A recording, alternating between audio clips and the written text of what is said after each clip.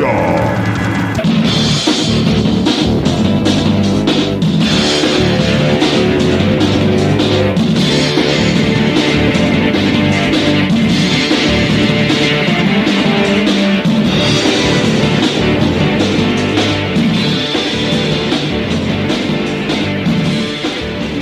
back, my friends, to the In Obscuria podcast, a podcast where we exhume obscure rock and punk and metal, and we put them in one of three categories: the lost, the forgotten, or the should have beens.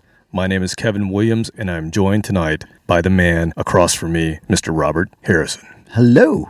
What is up with you? Well, you noticed the fire truck sitting outside. I did notice a fire truck sitting outside. Oh, by the way, your garage door's open. Okay.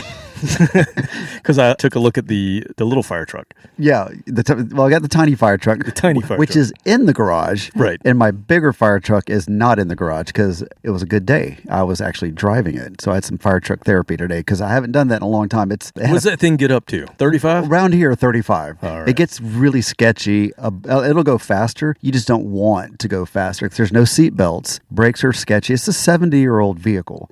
No seatbelts means that, even a small fender bender, you're going through the windshield. And what's the make and model of that It's thing? a 1947 Ford fire truck. It's got a custom. It was a commercial, like a farm truck for less than a year. Got in an accident in 1948.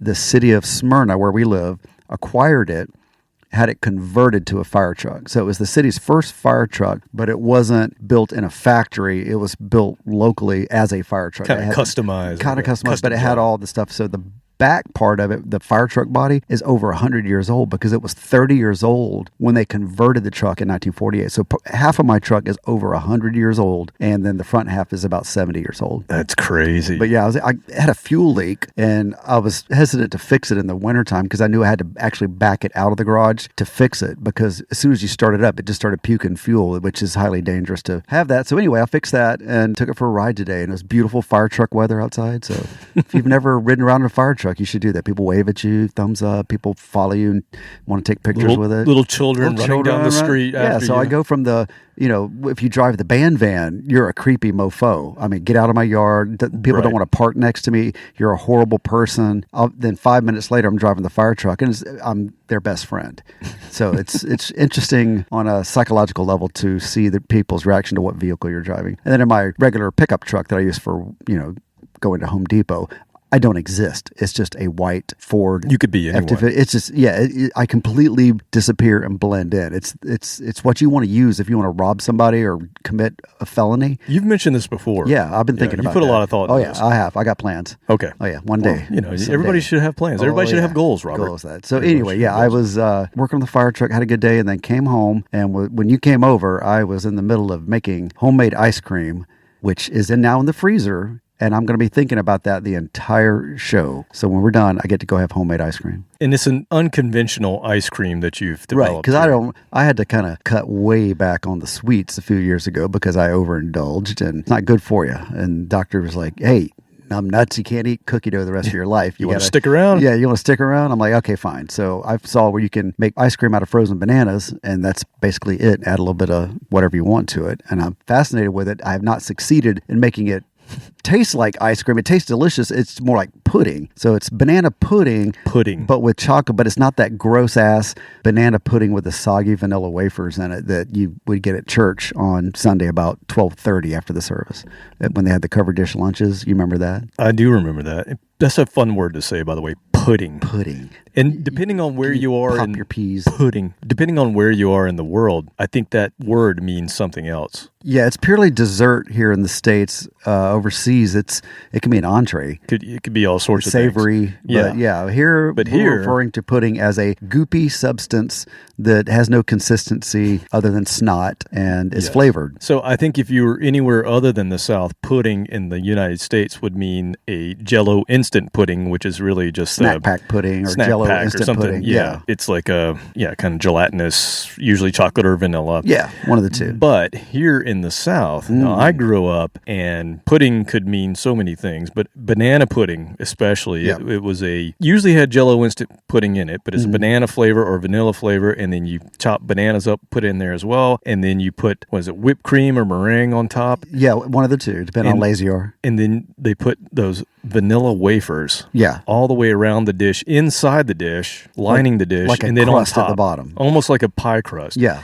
And what happens to those is they get really soggy with the banana and the pudding. So it depends if you make it the night before and refrigerate it and then bring it to church. Those things are trashed. But if you make it that morning, bring it to church, they have a little bit of texture, a little bit of crunch left, just enough. But see, I like nasty. I like it completely just soggy. Oh, that's nasty. It's like I like soggy cereal. Oh no, you're wrong. You were wrong on this. I love it. No.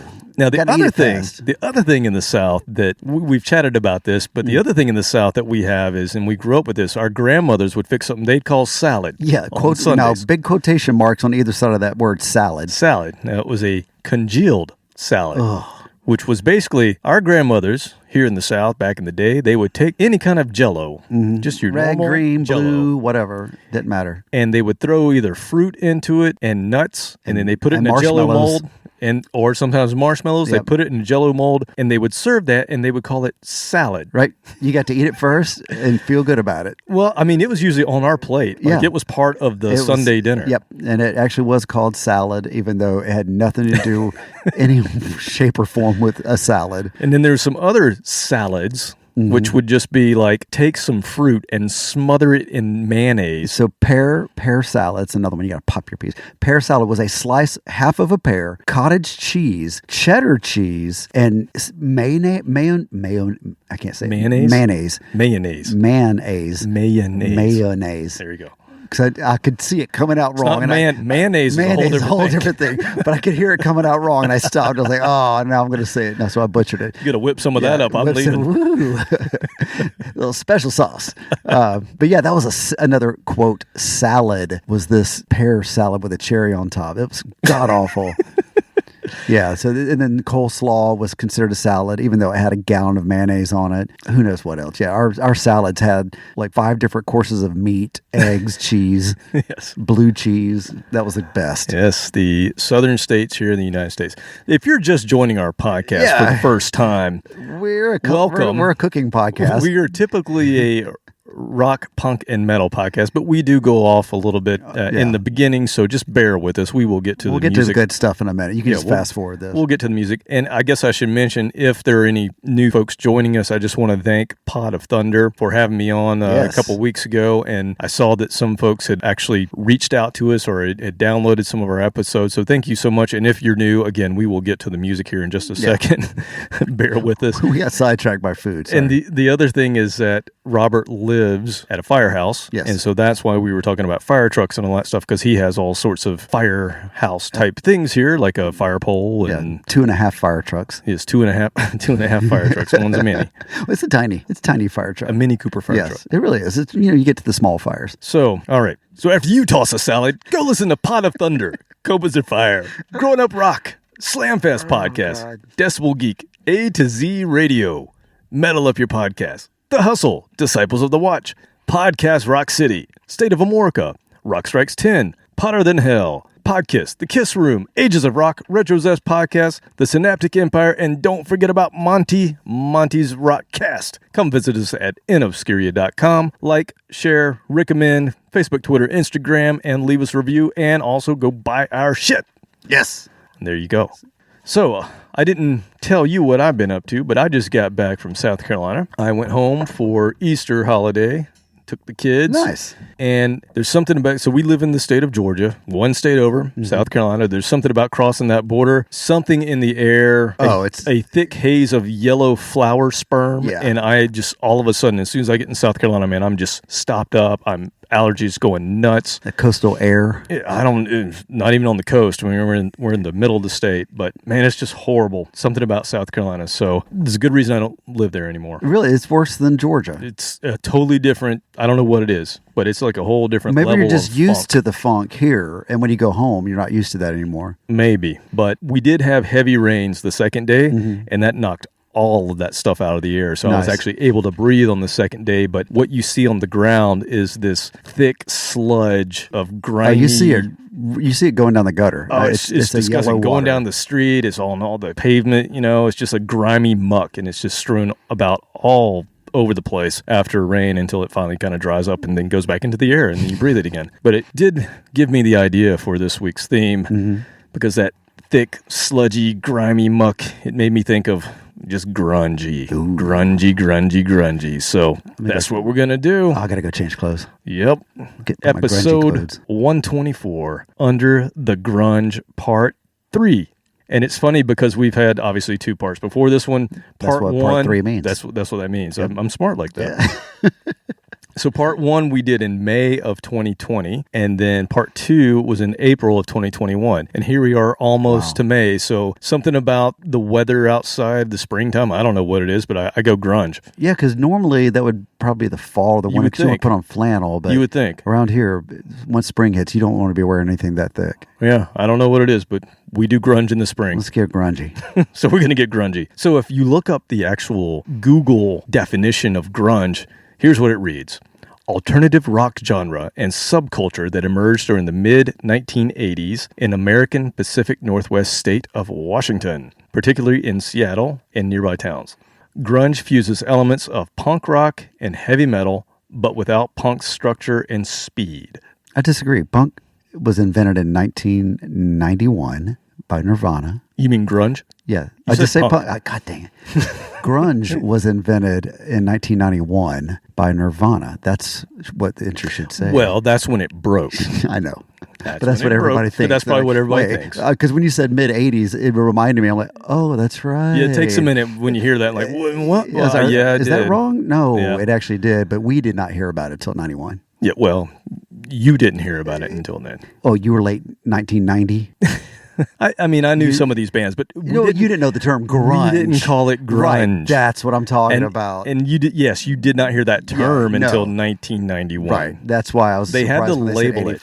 They had to label it as something. Yeah. I just thought it was punk rock. Right, that's why I mentioned punk, because I thought the same thing when I first heard it. So we discussed that ad nauseum. So yeah, we've gone through that. So anyway, people call it the music that wiped out everything 80s. In the early 90s. It's pretty close. Pretty close, yeah. I mean, there were other types of music also. Rap was starting to get huge in the early 90s, so I think that has something to do as well. But I was thinking back to 1991 because that's really the year that everything changed, and that was my freshman year of college.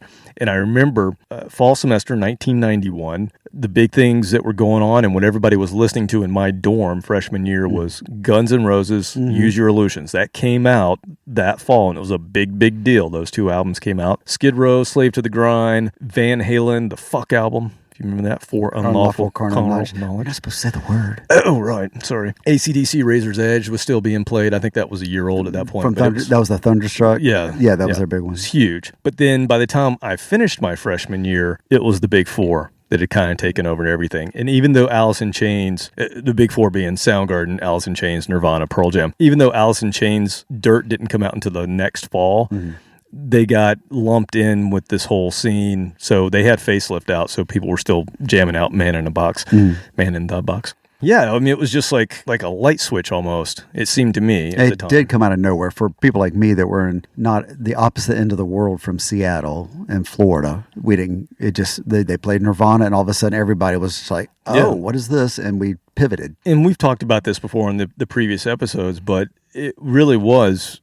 Nirvana came on the radio, and I remember calling Brandon Steele and going, they're playing a punk band on like normal radio. And next thing you know, that's Nirvana. I had to me, it was just punk, and I had heard Nirvana before, but that was the new album. And same thing, Soundgarden I had heard before, but to me, they were just like a punk metal band. They were kind of that, we've talked about those kind of transition bands where that was already happening. It was already a thing. Alternative was starting to form in the late 80s, and so there were bands like Warrior Soul, who we talked about last week who were kind of straddling both the old and the new. But these were the bands that changed everything. And for those of you who may be younger or don't remember, metal was skyrocketing through the late 80s also. There were radio stations that were changing their format to metal, not just rock, but metal. So metal bands were really popular, and it seemed like that's where everything was going with. And then songs were also getting really big and bloated. Use Your Illusions 1 and 2. Every song had to be 4 or 5 minutes long, power ballads, all that stuff. And so it was at the height of all that when grunge came. It wasn't like it had tapered off and, people were bored with all that. It just became a little bloated and too much. And then it happened that fast that one band just knocked all those bands out. Well, and it happened fast, yes and no. Because there's still lots of hair band hits. They kept going. There's still, so it just, it came in and they didn't kind get of the attention that they used to get. I think if you were a kid in college at that time, it kind of was like a light switch. If you were not in college, if you were, an adult at that time, it wasn't like that. I mean, you still had the hair bands go on for another 3-4 years. We've had episodes about this,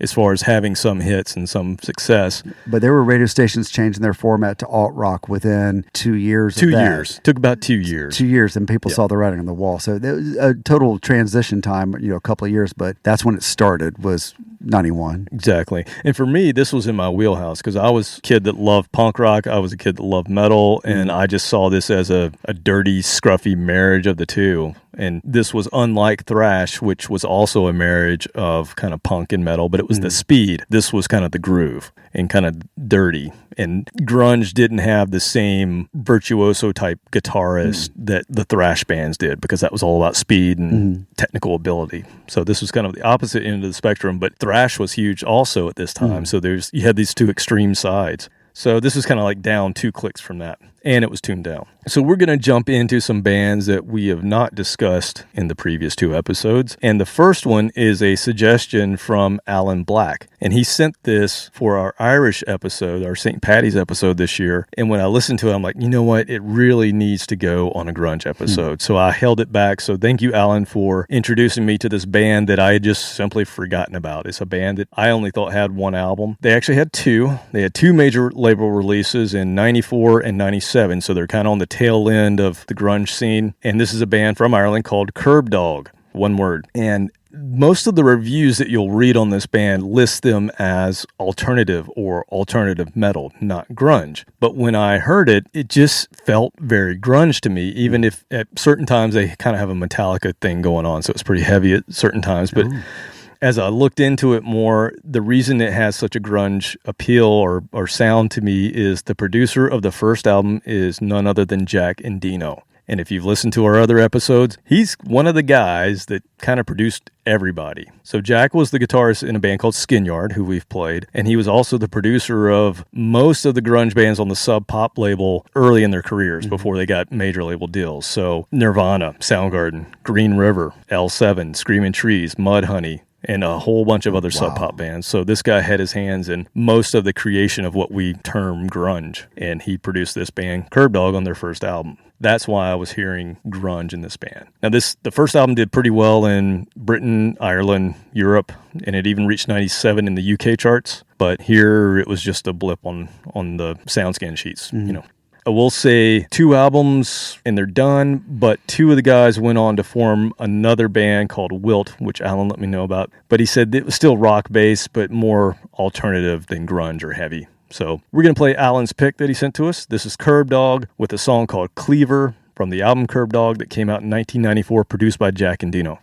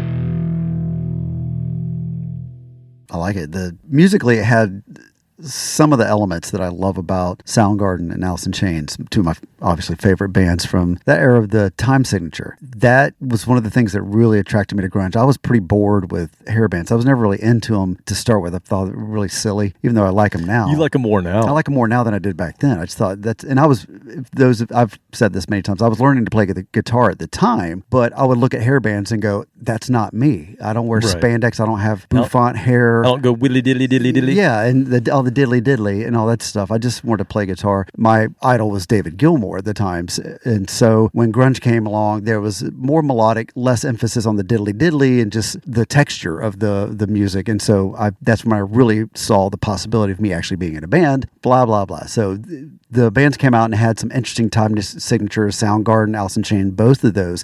Kind of anything goes attitude at that time with grunge from the different feel of the songs versus 4/4 blues rock, which that was every hair band song, right? Every song written except for their power ballads, which is just slower 4/4. So yeah, this guy had it. What it was missing was, to me, was Lane Staley. That voice. I mean, his voice was good, but it wasn't. The Lane Staley was just tortured in an amazing way. It was horrible looking back, knowing what he was going through, but it came out in his voice, and that was just amazing. I mean, yeah, his tragedy gave us such a gift. Yeah. And Cornell apparently too. I didn't realize, he was going through later on horrible stuff, but his voice just would cut through everything. It set them apart. And then the music, Soundgarden music, was obviously great. So this band had the music. How many different key or time changes were there in that song? Enough that I got kicked in the head twice by some kid's Doc Martin while I was listening to that. Yeah. I couldn't keep. I could just see the pit going different speeds, and then the crowd surfing. Yeah, somebody's boot in my face. I could totally see that. Yeah, this not show. in a fun way.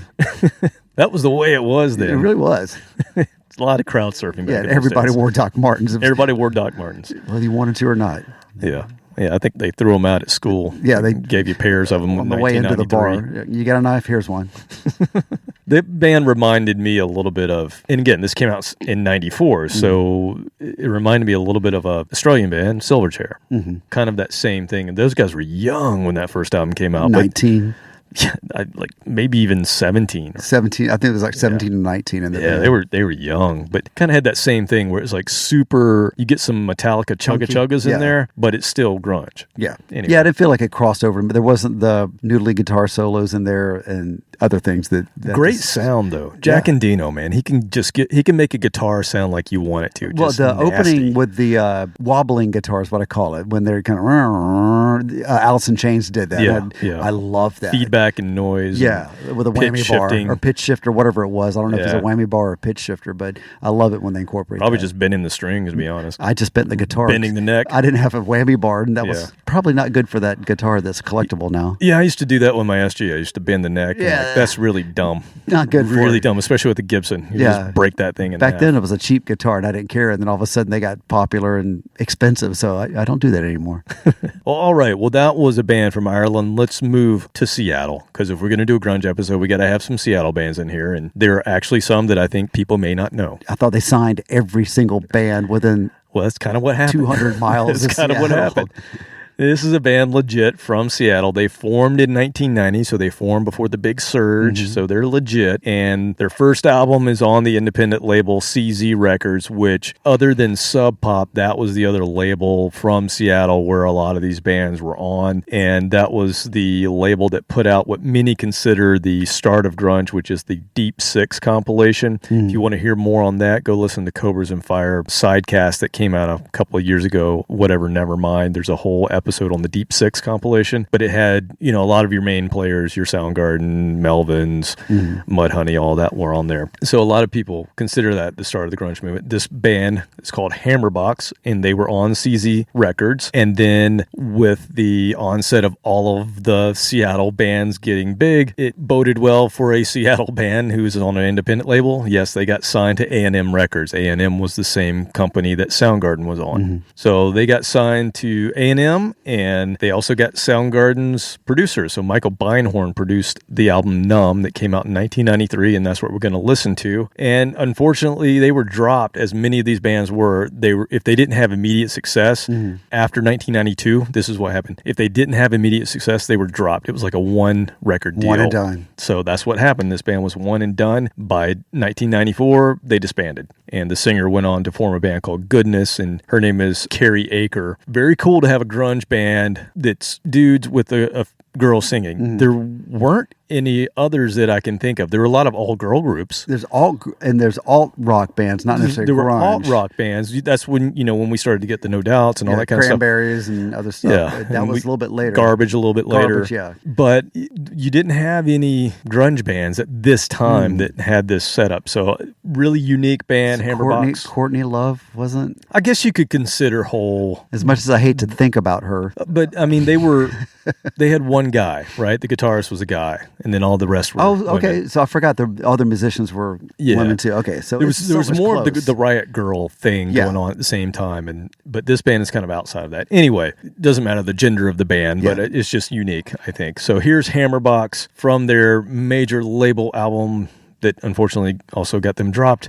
But it's a great album. It's called Numb, and I'm going to play the song. This must be an ode to Courtney Hole. Courtney's Hole.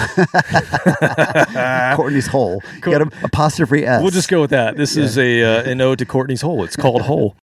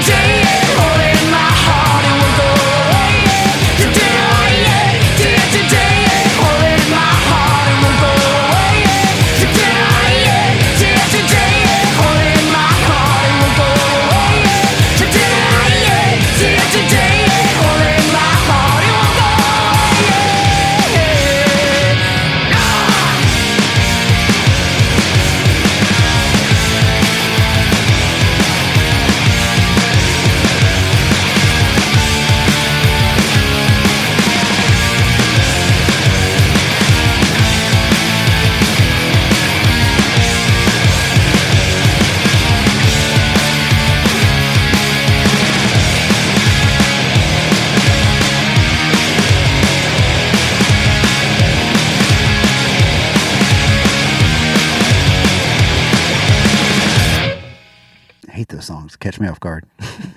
And we're done. And that's it's over. We're good. No hint that it's about to end. Time to drink a beer. Time to drink a beer. Kind of a blend between Gwen Stefani and the singer of your band, The Swear, Elizabeth Elkins. You mix them together. Had that a little bit of warble like Gwen Stefani, but a little bit of the grit of Elizabeth. I'll take that. And her voice. I'll take that. I love this band, man. Yeah. Those guitars sounded so good. Reminded me of Injected. Oh, yeah. There's something about That time period. 90s guitars, before they got all processy. Yes, that's what They it were is. real amps, by the 1990s, they had really figured out how to mic them well and get the true tone of those amps and those guitars. Truth. That is the truth, man. God, they sound good. I miss that guitar tone. You'll hear me comment other episodes about the guitar tone. Is because everything nowadays, and it sounds processed, or they did it over a Zoom meeting. Or they just master the hell out of them so everything's brick-walled. Yeah. Like, they weren't doing that yet in the early 90s. Nope, not yet. Oh, my God. So you get a little bit of breathing, you get a little bit of space, but still just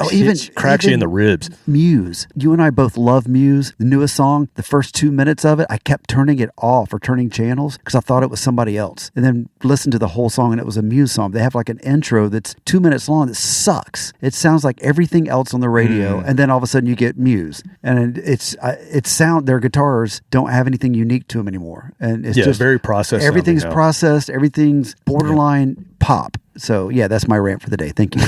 Okay. Thank you. Well, bringing it back to Hammerbox, what do you think? I liked it. Like I said, it's just raw and pure rock right there. I mean, to hear that, when I think 90s, for some reason, my head always goes to outdoor shows. Because that was when the festival thing was just starting to happen in the U.S. It was coming back, and there were starting to be a lot more festivals, so you got a lot more of these outdoor all-day kind of events. I missed all that. That band would have been killer at an outdoor festival. I was nowhere near outdoor festivals during this time period. I was in South Florida.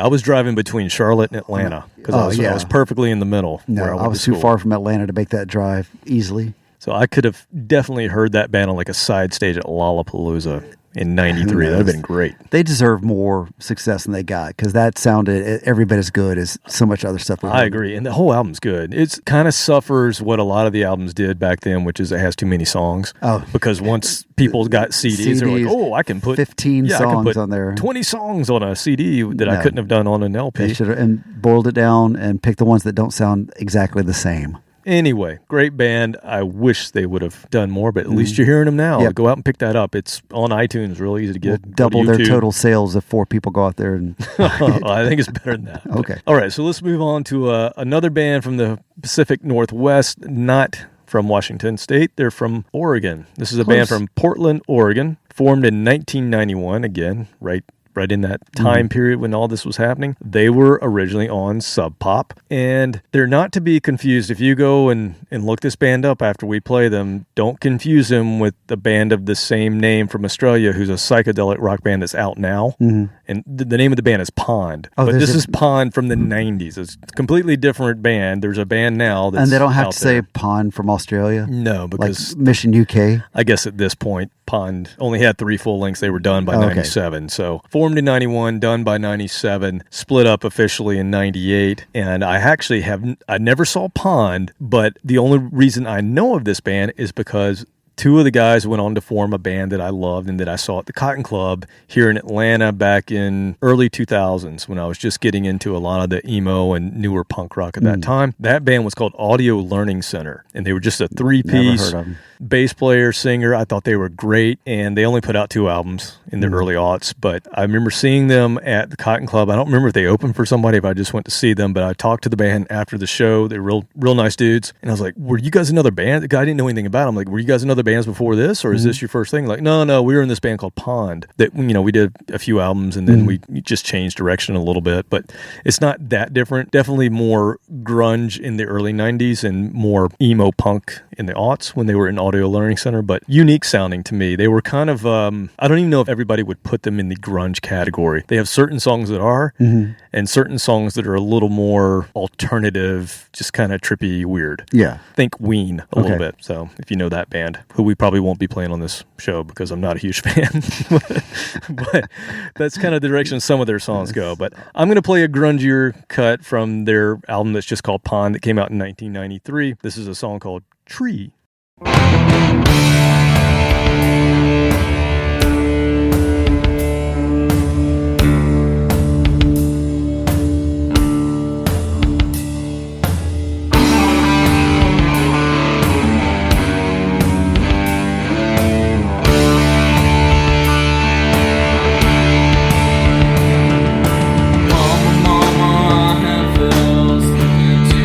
Wishing well, be my cross off now and hell.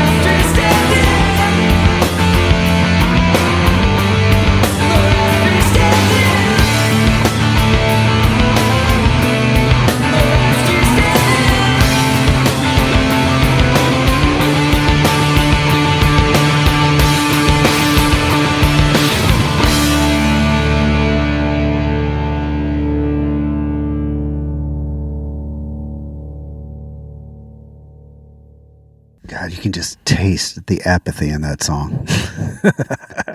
It's great. Oh, man. I love to see what we were just talking about, the wall of sound. This had space in the music, and it was enough room for you to have thoughts and emotions and work along with the song and not just be assaulted. You could breathe. Yeah. I mean, I listen to Metallica. I love, Creeping Death because it is just getting punched in the face, kind of like my other favorite band. So, but there's times when you just want to, have some thoughts and think about things and think about the music, think about the lyrics. And songs like this, it's slightly down tempo, not real slow, but not blistering fast. So I just love that. You've got time to listen to all the things that are going on in that song. And it had just a little bit of that Nirvana vibe to it with his voice just a little bit raw and rough. Yep. That the thing that bands always hope for, Nirvana would cover their songs at least, even if they weren't famous. And it made a lot of bands famous today that maybe weren't as well known back in the day because Nirvana, it's kind of like Metallica covering Meat Puppets. Yeah, Meat Puppets. They had a hit later on, but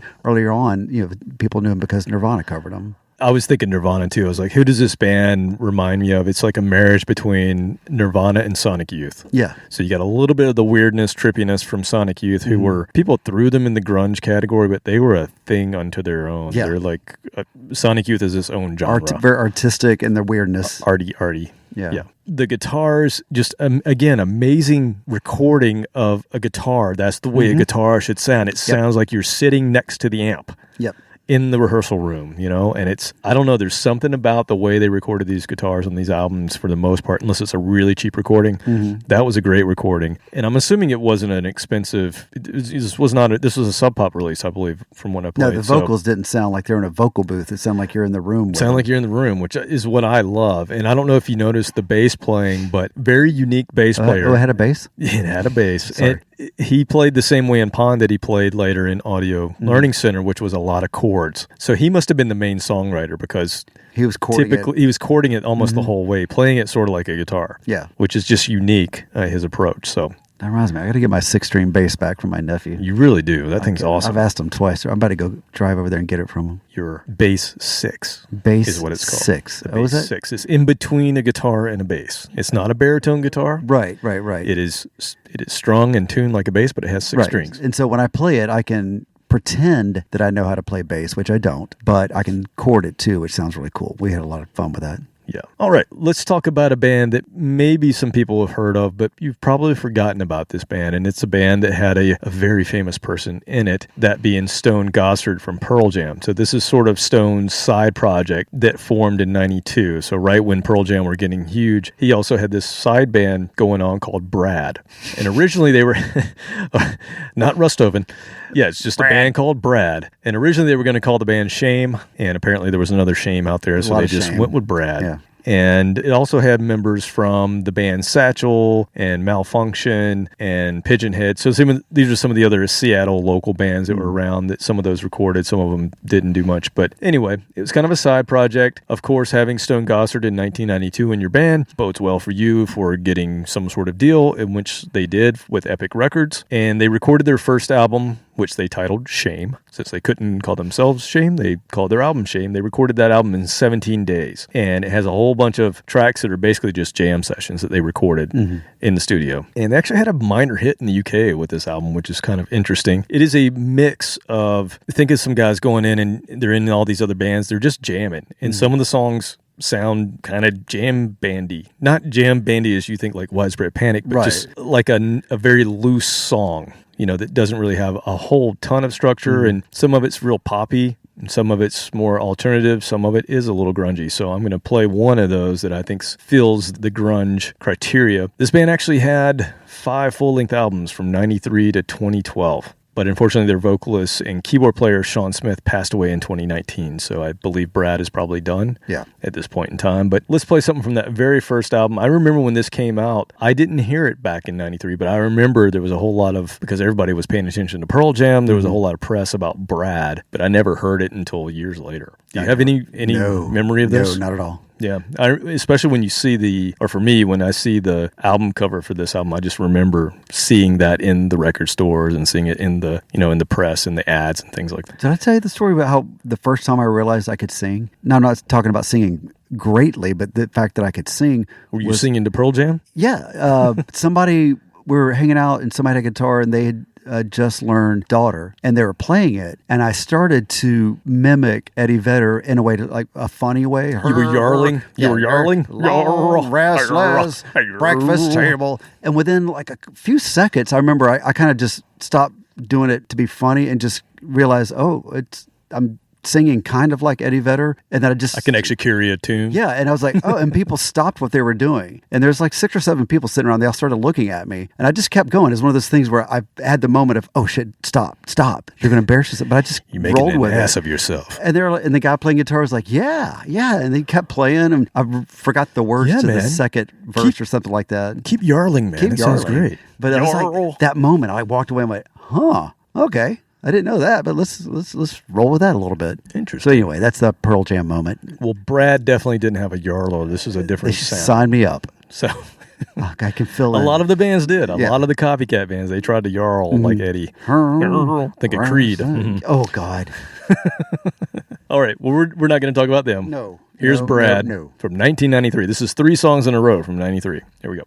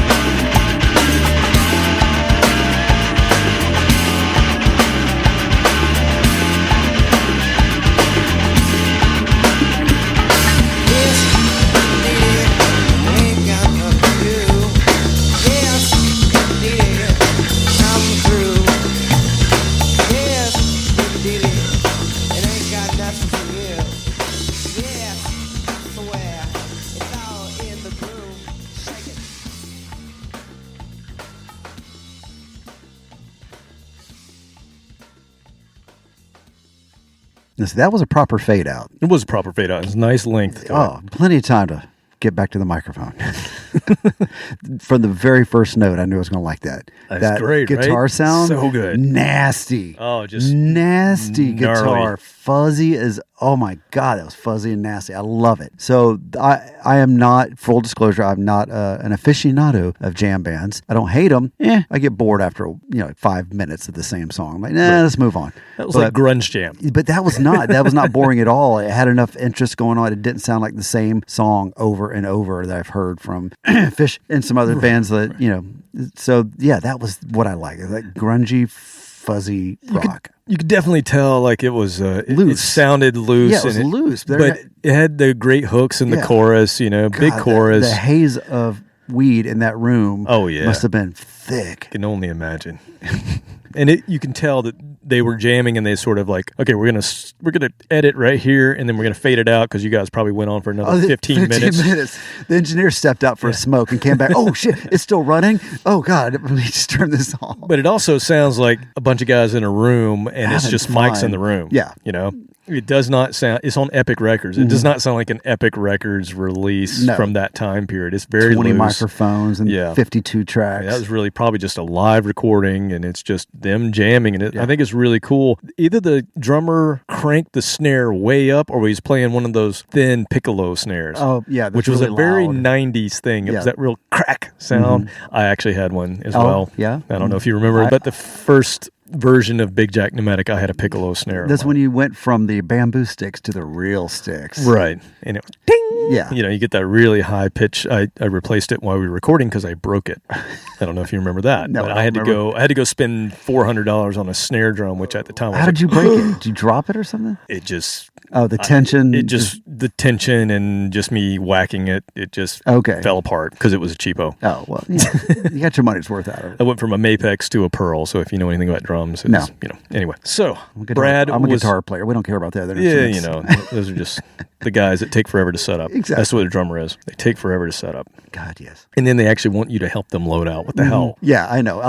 That's the last thing I want to do after I play is carry your shit. I carried an amplifier, okay, man? Yeah.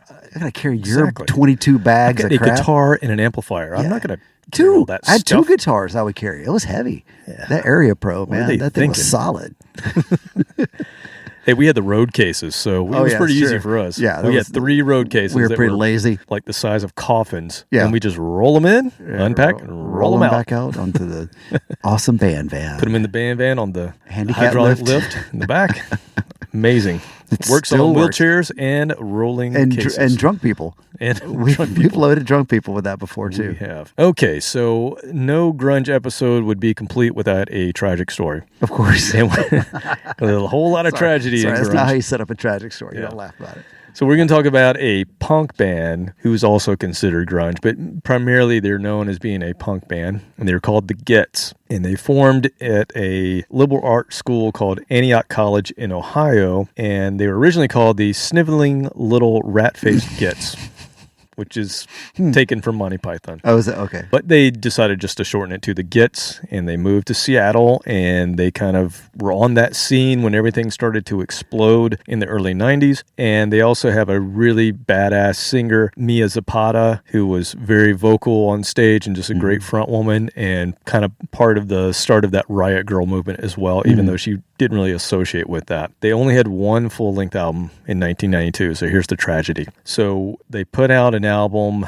called Frenching the Bully in 1992, and on July 7th, 1993, Mia Zapata was brutally raped and murdered while walking home from a bar. And unfortunately, the case was not solved for a really long time. So all of the bands that were part of that Seattle scene, they were all really close. That's one thing that came out of that early Seattle scene was all of those bands, they all helped each other. They were all like family. And you hadn't really seen that with the Hollywood bands in the 80s. They were all out for each other. That was fist fighting. Or out for themselves and out to get the other people, But these bands were all real close. They were real family-like. And so all of the bands kind of, put the fund together and started some charity organizations so that they could, one, promote this kind of stuff not happening and women being able to walk out of a bar and not get raped. And they also tried to fund some of the search for the killer and got exposure to it. And in 1996, they got some national attention because of what they were doing. And there was an episode on Unsolved Mysteries that unfortunately didn't give any new leads, but that led to other TV shows. There was an American Justice show on this. There was a Cold Case Files on this. CBS had this on 48 Hours. Fox had it at the time, America's Most Wanted. It was on there. And even True TV's Forensic Files. So this case got a lot of exposure, and it paid off 9 years later. There were some new leads in the case, and because of the DNA sampling and what they were able to do later, 9 years later, there was a random DNA check conducted by a Seattle police department, by their cold case unit, and it led to the arrest of this guy named Jesus Mezquia, and they convicted him in 2004 for her murder. Wow. He was sentenced to 36 years in prison, and he's recently died. Oh, but that was the maximum allowed amount under Washington state law. So he got the book. They kept him in long enough for him to die. That's good. Yep, he died. I guess, I don't know if an inmate killed him or whatever, natural causes. Good riddance. Who cares? Yeah, so here's an artist that had a lot of potential, and something horrible like that happened. So, like I said, the good that came out of that was a lot of the friends and bands, they created these kind of a nonprofit self-defense group called Home Alive, to help women deal with things like this. And then there was some benefit concerts, and there was even a CD that came out where Nirvana, Pearl Jam, Heart, Presidents in the United States of America, all of those bands put songs on this benefit CD to help this whole thing. And also in 96, there is a documentary called Hype about the whole Seattle scene. This band's featured in that. And then also in 2005, there's a full-length documentary just called The Gets that came out. I haven't had a chance to check that one out, but I'm going to go try to find that. So apparently it goes over the whole story, but real tragic, but this album has been re-released, and it has all sorts of extras and goodies on it. So go check out Frenching the Bully from 1992. We're going to play the song Another Shot of Whiskey. Here's The Gets.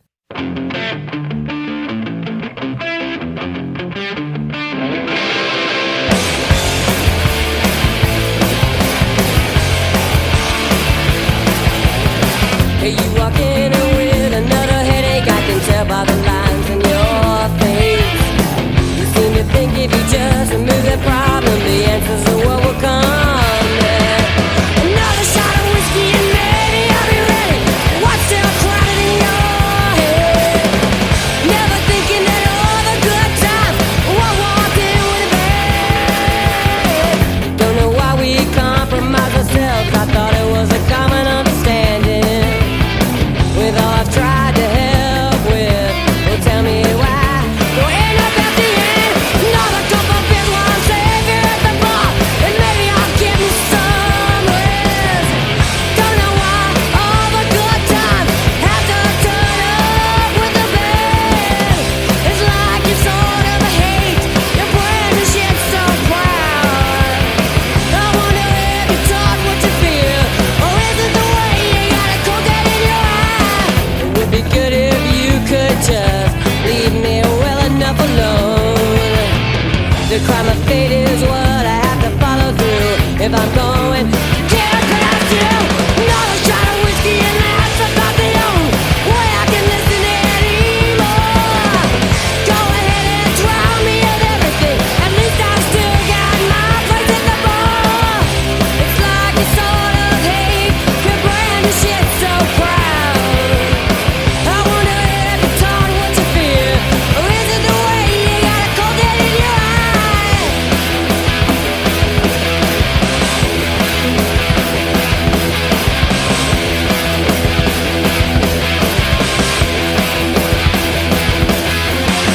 Yeah, you walk in with 1,000 headaches, I can see it written all across your face. You seem to think if you just remove the problem, the answers are what will come up next. Another shot of whiskey, and baby, that's the only way I can listen anymore. Never seen it all the good times, I walked in with a bang.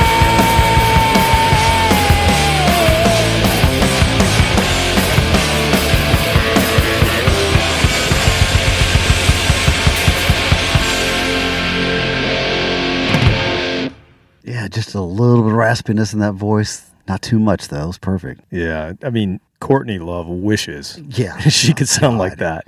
Well, this reminds me of the story of, can't remember the name of the band. It was in New Orleans, got in the car with a drunk driver. Oh, right. Yep. Betty Well, Blowtorch. yeah. Betty Blowtorch. Yeah, we talked about her in episodes past, but same thing. Just seems like they had that kick your ass attitude, came out on stage and cut a little too short. Yeah, absolutely. You can just hear, to me, I can hear Courtney Love listening to this and going, I'm going to steal that. I'm going to steal that. I mean, this came out in 1992, so I believe that's right around the same time, or maybe a year later was when Hole came out. I want to say Hole was 93, but I could be wrong. I don't own any, so I'm not, No, please. I'm not going to tell you. No, I'm not giving her any money. So, anyway, great band. Unfortunately, you get the one album, but like I said, they have this release now that has a bunch of extra stuff and live cuts, and there's a whole lot to it, so go check that out. And then I thought we would move into a band that everybody probably knows from the grunge scene, but maybe not everyone's really listened to them. They were a name that got lumped in, but they never really had a hit in the mainstream, but they were talked about by all the bands on the scene. And a lot of people even talk about this band as kind of being at the very start of it. Can I guess? Yeah, give us a guess. Mother Love Bone. It's not Mother Love Bone, but it's the other guy. So two of the guys in Mother Love Bone came from a band called Green River. This guy also was in Green River. So that goes back one more then. Yeah, so I'm talking about Mark Arm and Mudhoney. Okay. So a lot of people know Mudhoney, but they don't really listen to Mudhoney. Yeah. Maybe a couple songs. But I think a lot of people also don't know that Mudhoney got signed to a major at one point, and they thought they were going to get in line with the Soundgardens and everybody else, and that would be their path. It didn't really happen that way. A lot of people know Mudhoney as they were that sub-pop band. They were one of those original grunge bands. They had Touch Me, I'm Sick. They had Superfuzz Big Muff, which was an EP in 88, and it was kind of like, that kind of started the whole thing. But yeah, they actually got signed to a major. And so they had 2 full lengths on Sub Pop, and then Reprise signed them, and they put out this album, Piece of Cake. And that's where I stepped in because I heard Mudhoney at the time, and I thought, okay, I'll get this album, Piece of Cake. I saw the tape in my college bookstore. I remember this. Saw the tape there, and I was like, okay, I'll grab it. It's interesting, but there's no way this would have been a hit like a Soundgarden or a Pearl Jam. It's just, they're just not that kind of band. At the same time, they had a song on the single soundtrack, so most people probably know that song, maybe if they were into grunge. And then the movie Black Sheep with Chris Farley and David Spade, they were actually featured in the movie. I don't think I ever saw the movie. Yeah, they're actually, the band in the movie is Mudhoney. But all that stuff, 3 albums on Reprise and not a hit. Everybody talks about them as an influence for Nirvana, but nobody ever plays them. Yeah, it's just not a band you listen to, but not a band that you hear, really. But they've toured relentlessly throughout the years, and they're still around. And after their 3 albums on Reprise, they went on to have 5 more albums, and their last one was in 2018. Their last 2 albums, they're back on Sub Pop, so back where they started on Sub Pop. So that's pretty cool, actually. In 2011, Pearl Jam took Mudhoney out as the opening band for their 20th anniversary tour. Oh, that's cool. Which is pretty cool. So I did get to see that. I have seen Mudhoney once. And then if you want to find out everything there is to know about them, there's a documentary called I'm Now, The Story of Mudhoney. You can go get that on YouTube, or you can get it on Amazon. Help pad their retirement a little bit. That was nice of Pearl Jam. Yeah, that came out in 2012. I'm going to play from that first major label album that came out the first time I heard them. And this is a song from Piece of Cake called Living Wreck, 1992. Shoot for the stars. My, how lucky you are. Shoot for the stars. My, how lucky you are. Shoot for the stars. My, how lucky you are. Shoot for the stars. My, how lucky you are.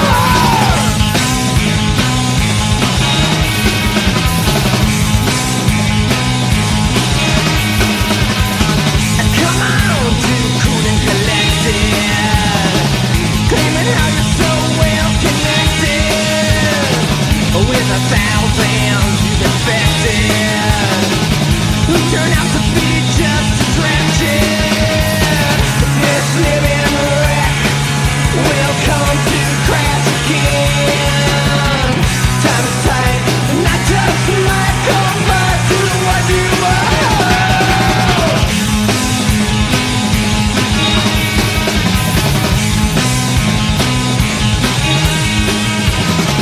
Nest the bags you're trying to hatch. Snakes and bugs make no sense.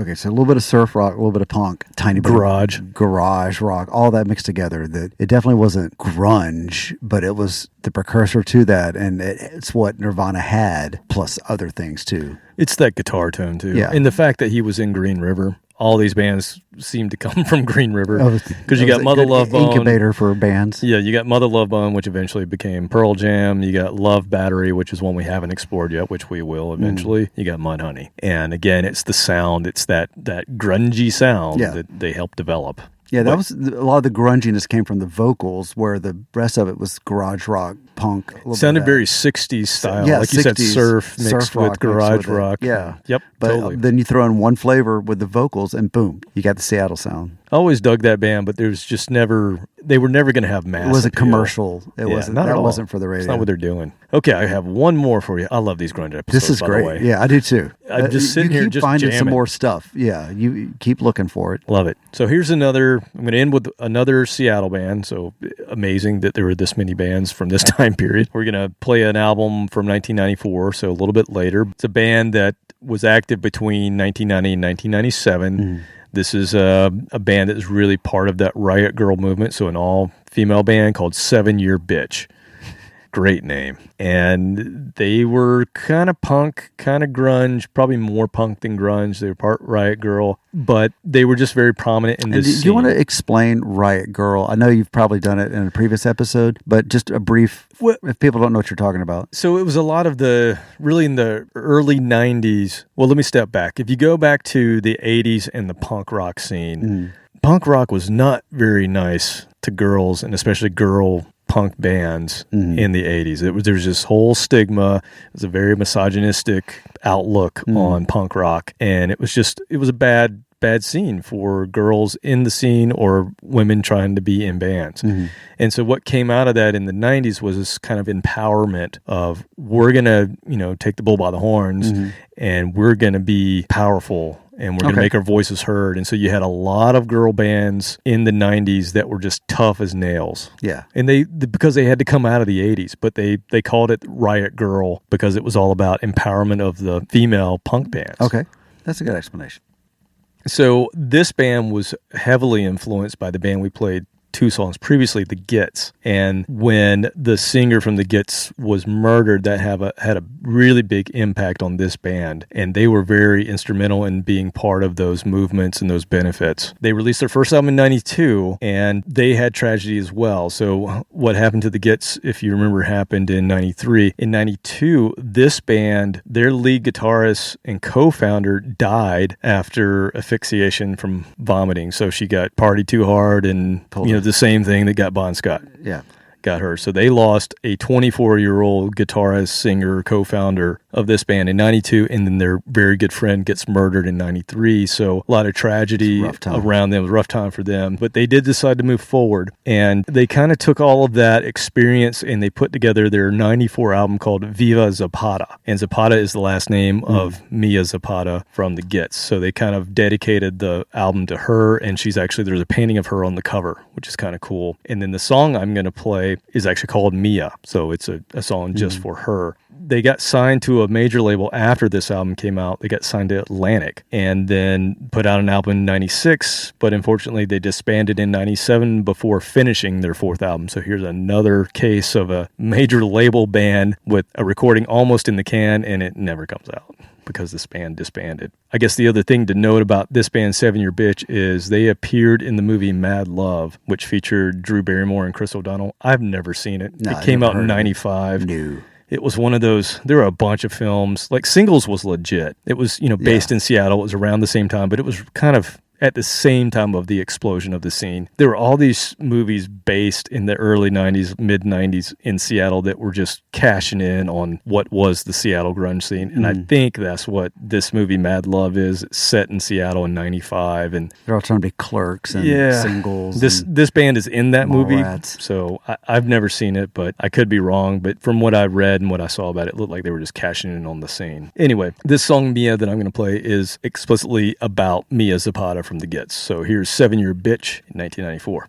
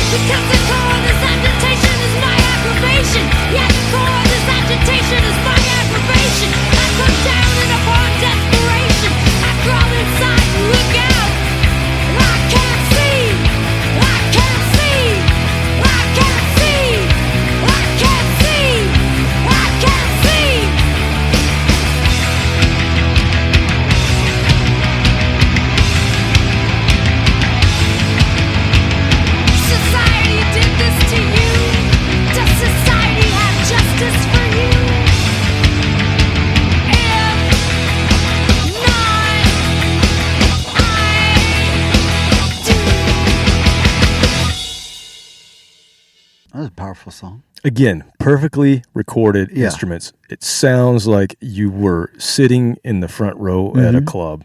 Just perfectly recorded, in my opinion. I agree. That's a very valid opinion. Yeah, it had to been an emotional song to record after all that. And it was almost Rage Against the Machine-ish when it's just emotion. I mean, Rage's emotion's more about politics and some other stuff. And then this is just rage and emotion coming out about their friend. Yeah, she's just calling the guy out, Yeah. the whole time, just like, you mother. Society did this to you. Yeah, just horrible. Horrible situation, but at least we got some good music out of it. We benefit from the tragedy in a way. Yeah. Because you get the good music. That's what I got for you. Hopefully I'm not ending on a downer here, but that is grunge. If you think about the big four of grunge, there's only one lead singer left. Yeah. That's crazy. Oh, the big four. The big four, Nirvana. Yeah. Cobain's gone. Soundgarden. Cornell's gone. Yeah. Eddie's still here. Eddie's still here. Lane Staley, gone. God, that's amazing. I mean, even Stone Temple Pilots, Wyland. you get the tops 8 and you're still left with one. Yeah, there's a lot of it. So, But that's part of it, though. It wasn't, in my personal life, it was a fun time. We had a lot of good times. Youth is great. It's wasted on the youth, but wasted on the again, young. they never thought we would amount to anything. Right. And I don't know if we've proven them wrong I've yet. proved them indifferent.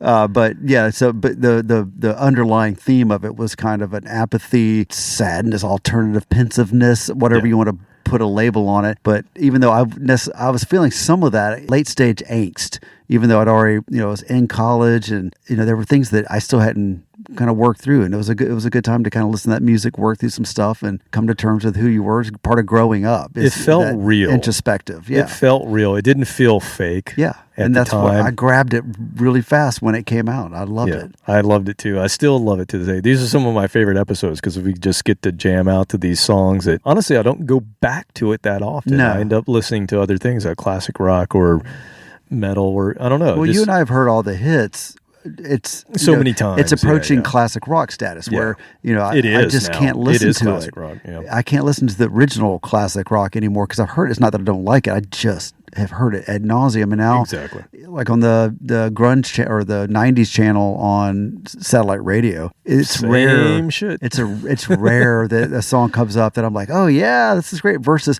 oh yeah, I remember this song, but yeah, I've heard it now a million times. It's like a 10-minute listen on that channel and move on. And that's why we do what we do here, because there's so many other bands from Seattle. Just from one town. I mean, and grunge was everywhere. It started in Seattle, but it was everywhere. Yeah, I mean, we played a band from Ireland, but every other band that we played was from the Pacific Northwest.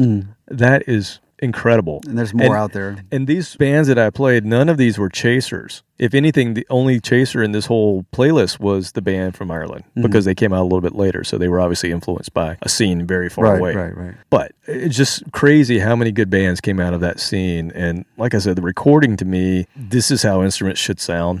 I'm just reminded every time we do these episodes, like, God, this is the sound that I love. That was the apex that you and I were shooting for. When we're recording, that's the sound that, not exactly that, but that level of just recording. Bigness. Yeah, we didn't worry about the overproduction. We just wanted big guitars, big drums. I don't want it overproduced like they did in the 80s where it was big, but it was like fake big. Right. These sound big, but it sounds like you're just sitting in front of the amp. Yeah. And that's what I just dig. So anyway, that's what we got for you this week. Anything else, Robert? I'm going to get some ice cream. All right, go get you some fake ice cream. It's frozen and it's cream, so hey, it's close enough. There's no cream in it. I put there's some. You put cream in it, No, I did you? put almond milk. Oh, okay. Yeah, I was trying to be All right, healthy. well, go have your almond joy. Later, people.